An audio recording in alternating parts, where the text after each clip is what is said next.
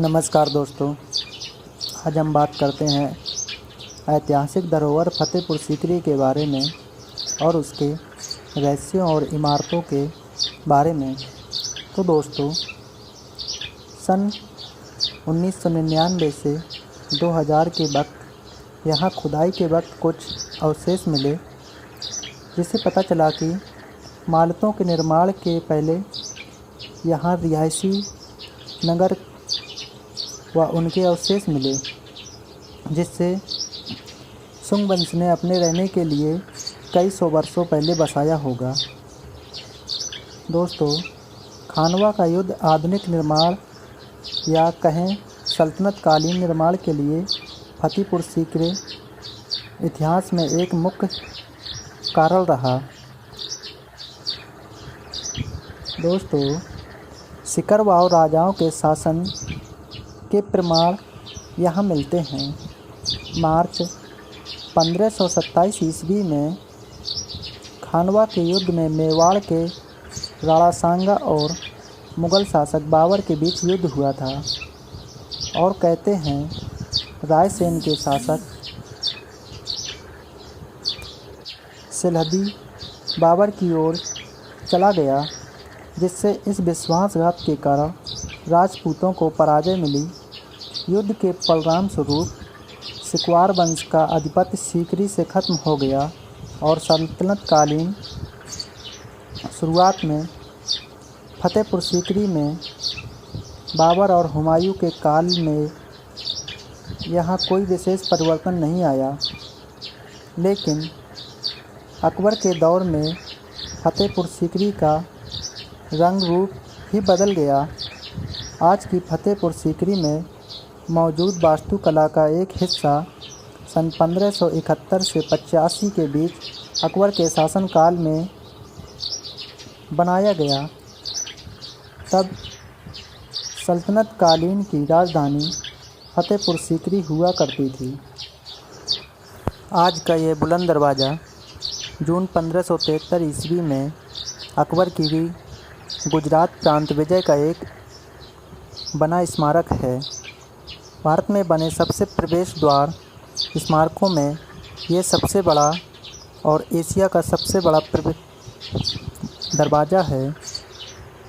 12 metre ऊंचाई पर चढ़कर 40 मीटर ऊंचे बने इस दरवाजे को देखने पर उस समय की कारीगरी और कलाकारों की मेहनत को सराहने का दिल करता है।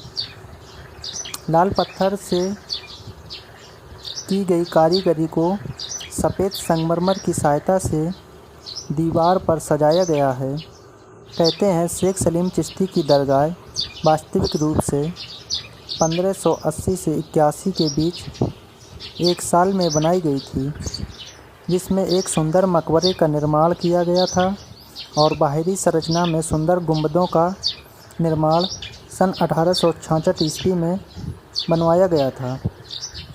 बुलंद दरवाज़ा से अंदर जाने पर यहाँ पर हमें मिलती है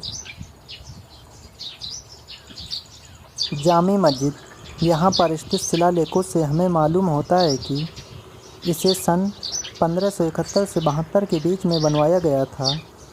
खुले हवादार बरामदों में इन ऊंचे ऊंचे खंभों की सहायता से छतों का निर्माण किया गया और इनकी दीवारों पर फूलों, पत्तियों और घंटियों, शंखों कारीगरों में हिंदू स्मारक वास्तुकला का भी समावेश मिलता है। फतेहपुर सीकरी का यह हिस्सा अकबर के काल में राजधानी का मुख्य हिस्सा हुआ करता था। शासकीय राजकीय व्यवस्था का यह मुख्य केंद्र हुआ करता था। राजशाही ये प्रांतीय शासन केंद्र न्याय व अधिकार के लिए चर्चा, आमोद प्रमोद से लेकर जन सामान्य कार्यों के लिए सब इसी परिसर में सुनाई सब संचालित हुई करती थी। अंदर आने पर मिलता है शाही अरब, जिसे जोधाबाई के महल के नाम से जानते हैं। इस महल के उत्तरी भाग में हवा महल था, जहाँ से जालीदार झरोकों से बैठकर रानियाँ बाहरी दृश्यों का आनंद लिया करती थीं। इसकी प्रमुख इमारतों में बीरबल का महल भी बना हुआ है, जो तत्कालिक हिंदू कला से निर्मित है। फतेहपुर सीकरी की सबसे अलग और विशेष संरचना है पंचमहल, जो 5 मंजिला इमारतों से बना हुआ है। यह एक घटते क्रम में बना हुआ है।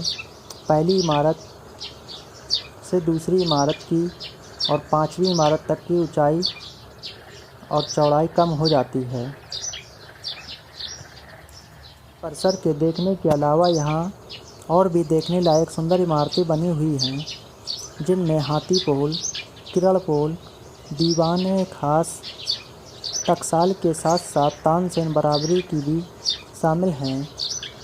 14 वर्षों की राजकीय व्यवस्था में अकबर द्वारा फतेहपुर सीकरी को एक खास महत्व मिला और सन 1585 में शासकीय और राजनीतिक कारणों से अकबर को अपनी राजधानी लाहौर ले जाना पड़ा, जिससे पीछे रह गई फतेहपुर सीकरी और इसमें रह गए उस समय की बची हुई इमारतों और कहानियाँ, जिनमें कई के राज आज भी अनजान हैं।